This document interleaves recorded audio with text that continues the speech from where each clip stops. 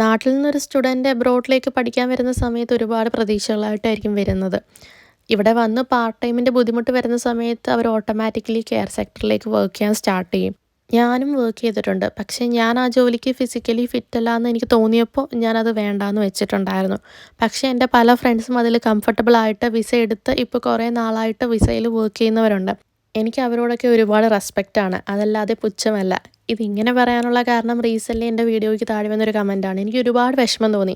ഞാനും നിങ്ങളുമൊക്കെ വർക്ക് ചെയ്യുന്ന പോലെ തന്നെ അവരും അവരുടെ വർക്ക് നന്നായി ചെയ്യുന്നുണ്ട്. അതുകൊണ്ടാണ് ഒരുപാട് പ്രായമുള്ളവർ ഇപ്പോൾ ഹാപ്പി ആയിട്ടും ഹെൽത്തി ആയിട്ടും ഇരിക്കുന്നത്. നാളെ നമ്മുടെ പാരൻറ്റ്സ് പ്രായമാകുന്ന സമയത്ത് അവരെ നോക്കാനുള്ള റെസ്പോൺസിബിലിറ്റി നമുക്കില്ലേ? അന്ന് ഈ നാണക്കേടും പുച്ഛവും ഉണ്ടാകത്തില്ലല്ലോ. അതുപോലെ വിചാരിച്ചു കഴിഞ്ഞാൽ എല്ലാം സ്മൂത്താണ്. പിന്നെ വലിയ വലിയ മനസ്സുള്ളവർക്കൊക്കെ ഇതൊക്കെ വളരെ സ്നേഹത്തോടെ ചെയ്യാൻ പറ്റുള്ളൂ. അത്രയും വലിയ മനസ്സുള്ളവരെ നമ്മൾ റെസ്പെക്റ്റ് ചെയ്യുകയല്ലേ വേണ്ടത്. പിന്നെ ഇത് പറഞ്ഞവരുടെ ഒരു ഇമോഷൻ എനിക്ക് മനസ്സിലാവും. ഇത്രത്തോളം പഠിച്ച് ഇത്രയും സ്ട്രഗിൾ ചെയ്ത് ഇവിടെ വന്നിട്ട് ഈ ഒരു ജോലി ചെയ്യാനാണോ എന്ന് ചോദിച്ചു കഴിഞ്ഞാൽ, നമ്മൾ പഠിച്ചതും നമ്മൾ ചെയ്യുന്നതുമായിട്ട് കണക്ഷൻ ഉണ്ടാകണമെന്ന് നമുക്ക് വാശി പിടിക്കാൻ പറ്റില്ല.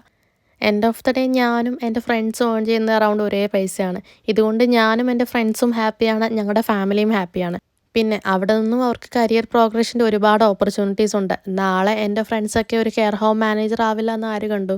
ശരിക്കും ഞാൻ അങ്ങനെ ഒരു എക്സ്പെക്റ്റേഷനിലാണ് കേട്ടോ.